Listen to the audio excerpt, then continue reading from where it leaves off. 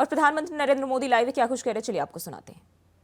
Amrit Bharat station है, विरासत और विकास दोनों के प्रतीक होंगे।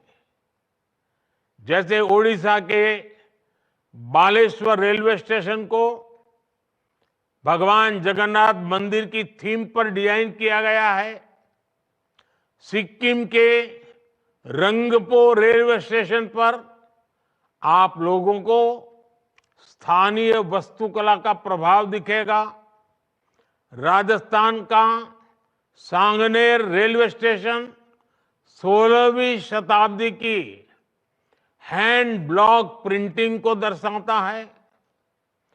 तमिलनाडु के कुंभकोणम स्टेशन का डिजाइन चोल काल के वास्तुकला पर आधारित है। अहमदाबाद रेलवे स्टेशन मोढेरा सूर्य मंदिर से प्रेरित है। गुजरात में द्वारिका स्टेशन द्वारकाधीश मंदिर से प्रेरित है। आईटी सिटी गुड़गांव का रेलवे स्टेशन आईटी के लिए ही समर्पित होगा। यानी अमृत भारत स्टेशन उस शहर की विशेषता से दुनिया को परिचित कराएगा। इन स्टेशनों के निर्माण में दिव्यांगों और बुजुर्गों उनकी सुविधा का भी विशेष ध्यान रखा गया है। साथियों, बीते 10 वर्षों में हम सभी ने एक नया भारत बनते देखा है और रेलवे में तो परिवर्तन साक्षात हम अपनी आंखों के सामने देख रहे हैं। जिन सुविधाओं की हमारे देश के लोग कल्पना किया करते थे, लोगों को लगता था कि काश भारत में ये होता तो, लेकिन आप देखिए, जो कभी आप कल्पना में सोचते थे, आज हम आंखों के सामने होता हुआ देख रहे हैं। एक दशक पहले तक वंदे भारत जैसी आधुनिक सेमी हाई स्पीड ट्रेन के बारे में कभी सोचा था, सुना था? किसी सरकार ने कभी बोला भी था? एक दशक पहले तक अमृत भारत जैसी आधुनिक ट्रेन की कल्पना बहुत मुश्किल थी। एक दशक पहले तक नमो भारत जैसी शानदार रेल सेवा के बारे में किसी ने कभी सोचा नहीं था। एक दशक पहले तक विश्वास ही नहीं हो पाता था कि भारतीय रेल का इतनी तेजी से बिजलीकरण होगा। एक दशक पहले तक ट्रेन में स्वच्छता, स्टेशन पर सफाई, ये तो बहुत बड़ी बात मानी जाती थी। आज ये सब रोजमर्रा की जिंदगी का हिस्सा बन गए हैं। एक दशक पहले तक मानव रहित फाटक भारतीय रेल की एक पहचान बन चुकी थी, एक आम तस्वीर थी। आज ओवरब्रिज, अंडरब्रिज से वे रोक टोक और दुर्घटना रहित आवाजाही सुनिश्चित हुई है। एक दशक पहले तक लोगों को लगता था कि एयरपोर्ट जैसी आधुनिक सुविधाएं सिर्फ पैसे वाले लोगों के ही भाग्य में है।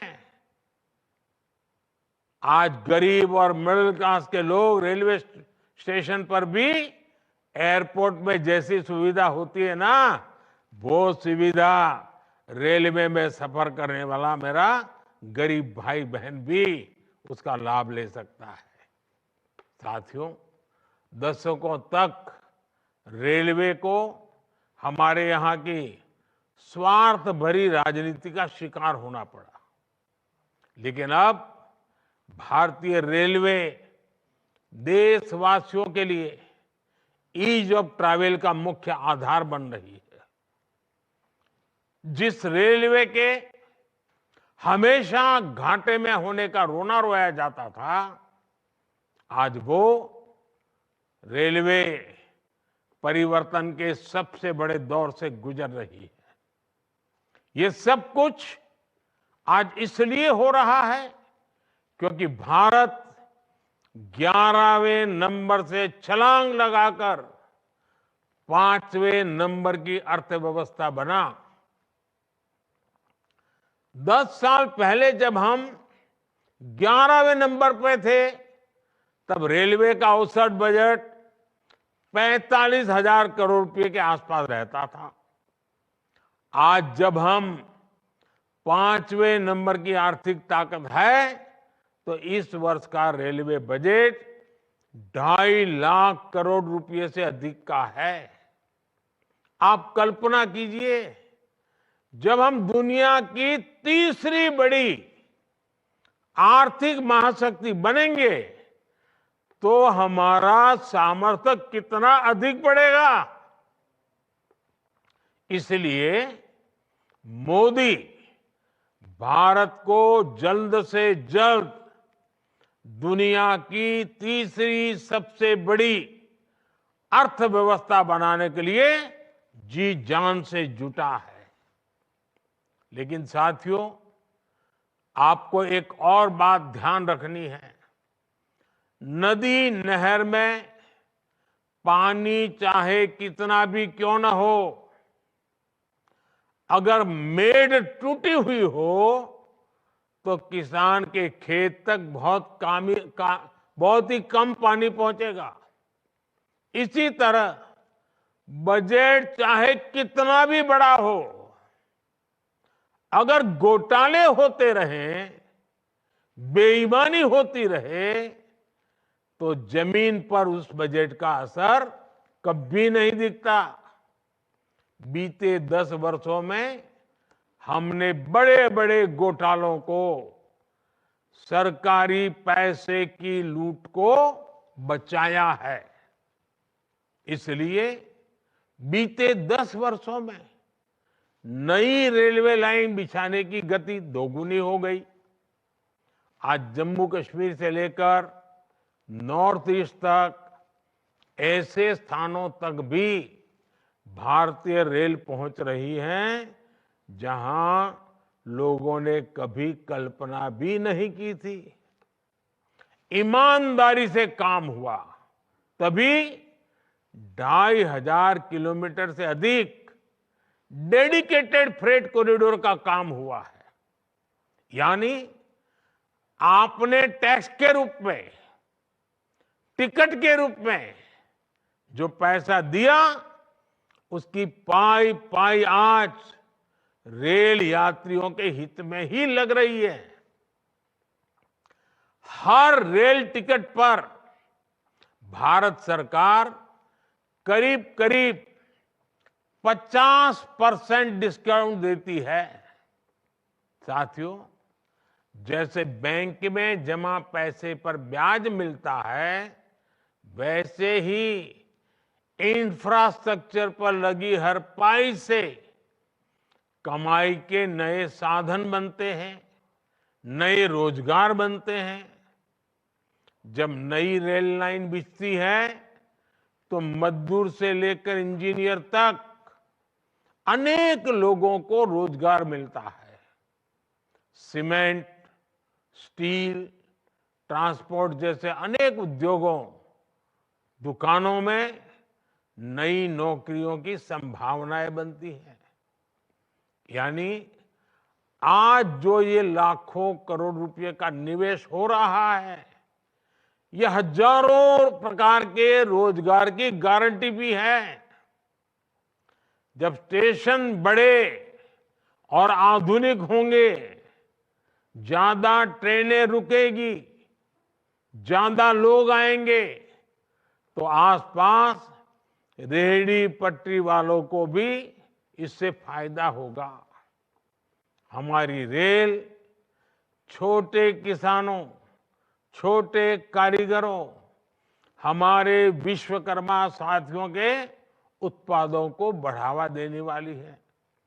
इसके लिए वन स्टेशन वन प्रोडक्ट योजना के तहत स्टेशन पर विशेष दुकानें बनाई गई है। हम रेलवे स्टेशनों पर हजारों स्टॉल लगाकर उनके उत्पाद बेचने में भी मदद कर रहे हैं। साथियों, भारतीय रेल यात्री सुविधा ही नहीं है, बल्कि देश की खेती और औद्योगिक प्रगति का भी सबसे बड़ा वाहक है। रेल की गति तेज होगी तो समय बचेगा। इससे दूध, मछली, फल, सब्जी ऐसे अनेक उत्पादन तेजी से मार्केट पहुंच पाएंगे। तो अभी आप पीएम मोदी को लाइव सुन रहे थे और बात करेंगे खबरों की। लखनऊ से खबर सामने आ रही है। कल राज्यसभा चुनाव के लिए मतदान, सपा बसपा में चुनाव को लेकर जोर आजमाइश जारी। तो सपा और बसपा में जो है चुनाव को लेकर बराबर की टक्कर देखने को मिल रही है। सपा विधायकों के साथ रणनीति बना रहे अखिलेश यादव। लोकसभा में एनडीए विधायकों से सीएम ने की मुलाकात। कल 10 राज्यसभा सीटों पर होनी है वोटिंग, तो 10 राज्यसभा सीटों पर कल वोटिंग होनी है। सपा को 111 विधायकों की जरूरत है। 3 प्रत्याशियों को जिताने के लिए 111 विधायकों की जरूरत है। तो ये लखनऊ से खबर सामने आ रही है। कल राज्यसभा चुनाव के लिए मतदान होना है और इसको लेकर जो है सपा बसपा में चुनाव को लेकर जोर आजमाइश जो है देखी जा रही है। और सपा को 111 विधायकों की जरूरत है। 3 प्रत्याशियों को जिताने के लिए 111 विधायकों की जरूरत है।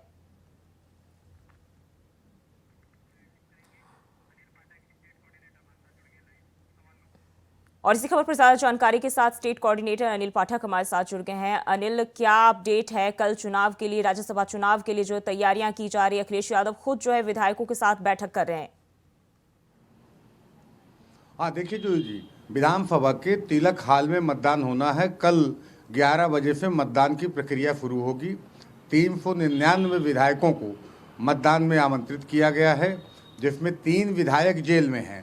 तो माना जा रहा है कि 396 विधायक अपने मताधिकार का प्रयोग कर सकते हैं।